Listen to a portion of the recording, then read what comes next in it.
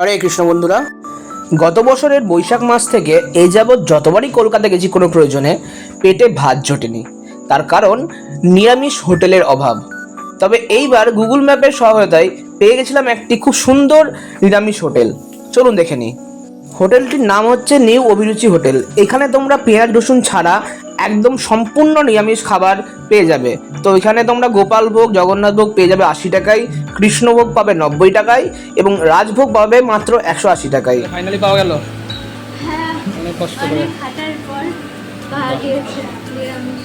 Finally সেই খুনির খোঁজটা পেলাম, যে খুনির কথা বলছিলাম, যেটা অনেক সার্চ করে এতবার এসে তো শুধু লুচি লুচি আর তরকারি খেয়ে গেছি।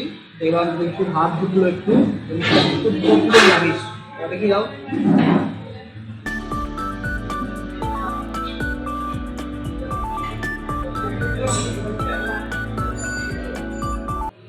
Long grain rice. হ্যাঁ, হ্যালো, তাহলে সন্তুষ্ট হলা পেটে নিরামিষ ভাত করে পেয়ে? কলকাতায় ভাত খাওয়া ঠিক আছে। অনেক